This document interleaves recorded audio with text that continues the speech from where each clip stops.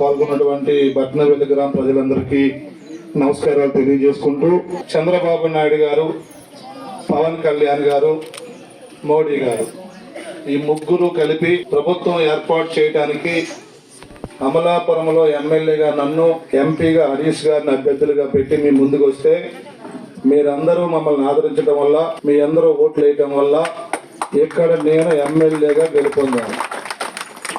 రాష్ట్రంలో చంద్రబాబు గారు ముఖ్యమంత్రి అయ్యారు, పవన్ కళ్యాణ్ గారు డిప్యూటీ సీఎం అయ్యారు, మోడీ గారు ప్రధానమంత్రి అయ్యారు. 20వ తారీఖుకి అంటే జూన్ 12వ తారీఖున ముఖ్యమంత్రిగా చంద్రబాబు నాయుడు గారు ప్రమాణం చేశారు. సెప్టెంబరు 20వ తారీఖుకి 100 రోజులు పూర్తయింది. ఈ 100 రోజుల్లో ఏం జరిగింది, చంద్రబాబు నాయుడు గారు ఏం పని చేశారు, అలాగే పవన్ కళ్యాణ్ గారు ఏం పని చేశారు, ఏం నిర్ణయాలు తీసుకున్నారు, ఏ విషయాలు చోటు చేసుకున్నాయి గవర్నమెంట్లో, చంద్రబాబు నాయుడు గారు ఏం చేశారు అన్నీ మీకు తెలియాలి. ఇవి చెప్పమనే మీ దగ్గరికి పంపించారు. ప్రభుత్వం అంటే డబ్బుని సక్రమంగా ఉపయోగించడమే ప్రభుత్వం అంటే. ప్రభుత్వం అంటే ముఖ్యమంత్రి డబ్బుని సృష్టించడం.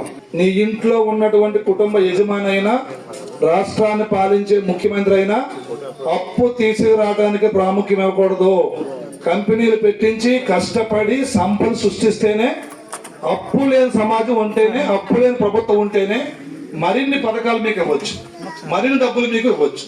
ఈ తేడా మీ అందరికీ తెలియాలని, అందరికీ చెప్పమని ఇవాళ ఈ సమావేశాలు మనం పెట్టుకున్నాం. మరి 100 రోజుల్లో ఏం చేశాం మనం? పోయిన గవర్నమెంట్ కూడా మనం చూసుకోవాలా. 11 లక్షల కోట్లు అప్పు చేశారు. అప్పు చేసి చాలా విషయాలను విస్మరించారు. అవన్నీ తెలిస్తే మీరే ఆశ్చర్యపోతారు. మీకు తెలియాలనే ఈ సమావేశం పెట్టుకున్నాను. యాక్చువల్గా నాకు ఒంట్లో పడేది రోజు, అయినా కానీ ట్యాబ్లెట్లు వేసుకొని వచ్చాను. మీ అందరికీ 1వ తారీఖున పెన్షన్ వస్తుందా? వస్తుంది. ఎంత వస్తుంది? 4,000 నుంచి వికలాంగులు అయితే 6,000 రూపాయలు వస్తుంది.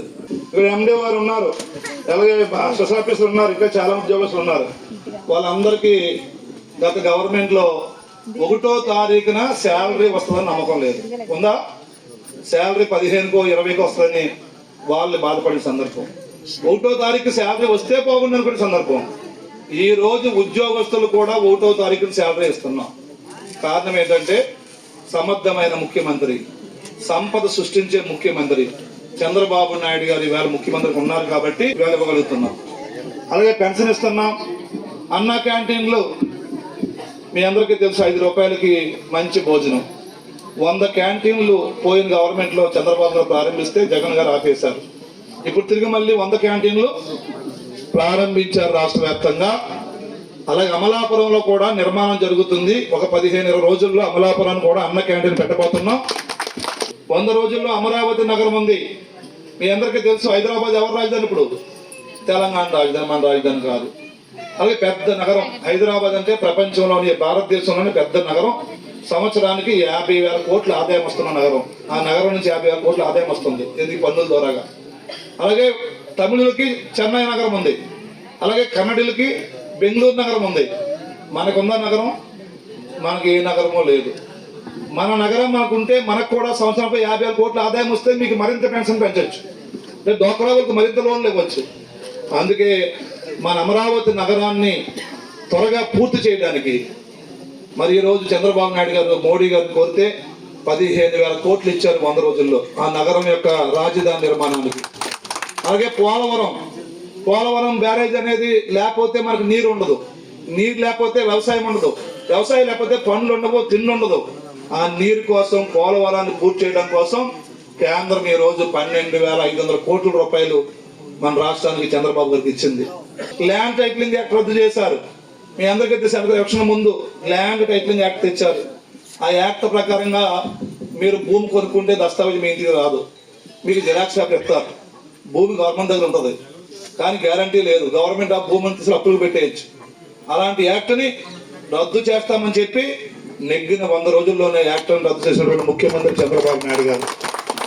అలాగే మీ అందరికీ, మీ ఇప్పుడు పట్టణంలో చాలా మంది BSc BEd, BA BEd, BCom BEd చదివి ఉద్యోగ పరీక్ష గవర్నమెంట్ వేస్తే బాగున్నాం, ఉద్యోగం తెచ్చుకుందని చెప్పి చాలా మంది యువత ఉద్యోగం కోసం, అది టీచర్ పోస్టుల కోసం ఎదురు చూస్తున్నారు. అలాంటి టీచర్ పోస్టుల కోసం ఈ రోజు చంద్రబాబు గారు నెగ్గిన 100 రోజుల్లోనే మరి ప్రకటన ఇచ్చారు, అందరూ పెట్టుకుంటున్నారు. త్వరలోనే 16,000 మందికి రాష్ట్రంలో టీచర్ ఉద్యోగాలు ఇవ్వబోతున్నారు 100 రోజుల్లోనే. 9 సార్లు టీడీపీ డిఎస్సీ వేసింది, అంటే 9 సార్లు ఉద్యోగ ప్రకటన ఇచ్చింది టీచర్లకి. జగన్ గారు ఒక్కసారి కూడా ఇవ్వలేదు. అది ఆ గవర్నమెంట్కి ఈ గవర్నమెంట్కి తేడా. 100 రోజుల్లో టీచర్ ఉద్యోగాలు ఇస్తున్నాం. అలాగే ఇంటర్ విద్యార్థులకి ఉచితంగా పాఠ్య పుస్తకాలు ఇవ్వడానికి 100 రోజులు నిర్ణయం తీసుకున్నారు. అలాగే మీకు ఆయాలు ఉంటారు, ఇక్కడ పంచాయతీల్లో ఉంటారు, స్కూల్లో ఉంటారు, ఆయాలు ఉంటారు, వాచ్మెన్లు ఉంటారు.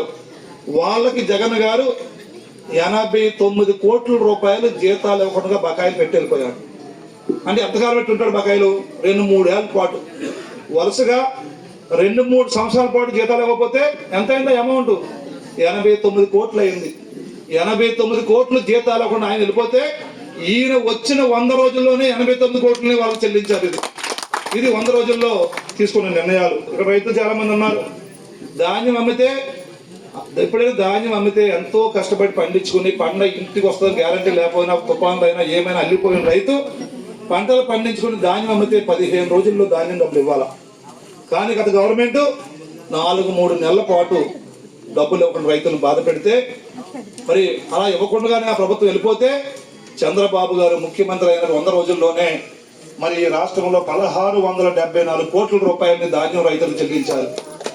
అంటే ఎందుకు చెప్తున్నానంటే ఇవన్నీ జీతాలు ఇవ్వలేని, 1వ తారీఖు జీతాలు ఇవ్వలేని స్థితి, 1వ తారీఖు పెన్షన్ ఇవ్వలేని స్థితి నుంచి ఈవేళ ఆ 2 ఇస్తూ కూడా మిగిలిన అన్ని డబ్బులు ఇస్తున్నారంటే సమర్థమైన కుటుంబ యజమాని ఎలాగో సమర్థమైన ముఖ్యమంత్రి చంద్రబాబు అలాగనే విషయం మీ అందరికీ తెలియాలని ఇవన్నీ తెలియజేసుకుంటాను నేను.